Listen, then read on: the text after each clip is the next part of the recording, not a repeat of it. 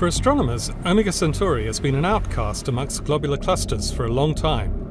A new result obtained by the NASA ESA Hubble Space Telescope and the Gemini Observatory provides a surprising explanation for Omega Centauri's peculiarities.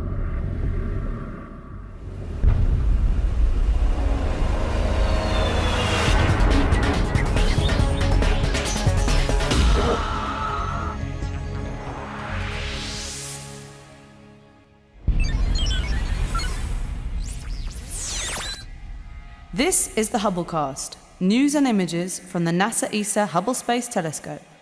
Travelling through time and space with our host, Dr. J, aka Dr. Joe Liska. Welcome to the Hubblecast. Today's cosmic guest star is a very special object. Omega Centauri has long been known to be the largest and brightest globular cluster visible in the night sky. Now, a globular cluster is a nearly spherical group of tens to hundreds of thousands of old stars, tightly bound together by gravity and found in the outskirts of many galaxies, including our own Milky Way. Beautiful but enigmatic, Omega Centauri has always been a bit of a puzzle to astronomers. Omega Centauri lies in the constellation of Centaurus and is visible from Earth with the naked eye. It's one of the favourite celestial objects for Southern Hemisphere stargazers, appearing almost as large as the full moon when seen from a dark site. Exactly what type of object Omega Centauri is has long been a contentious topic. It was first listed in Ptolemy's catalogue as a single star nearly 2,000 years ago. In 1677, Edmund Halley reported it as a nebula. In the 1830s, the English astronomer John Herschel was the first to recognise it as a globular cluster, a classification that it has kept ever since.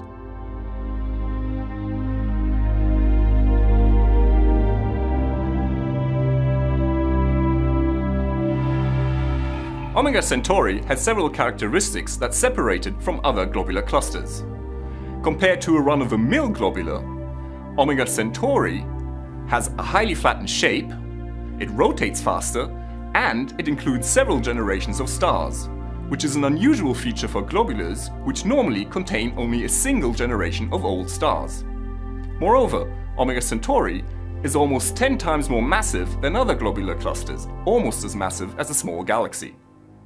Now, new images obtained with the Advanced Camera for Surveys on board the NASA ESA Hubble Space Telescope and data obtained with the GMOS spectrograph at the Gemini Observatory show that Omega Centauri appears to be harboring an elusive intermediate mass black hole at its center.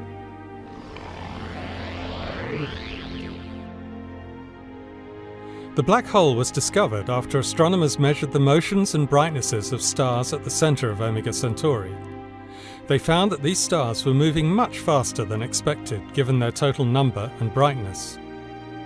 Such behavior clearly indicates the existence of something extraordinarily massive at the center of the cluster. The intense gravitational field of a black hole with a mass of 40,000 solar masses provides just the kick necessary to explain the measurements. This is Dr. Eva Noyola of the Max Planck Institute for Extraterrestrial Physics in Germany. So Eva, you were the lead author on this study. How did you find this black hole?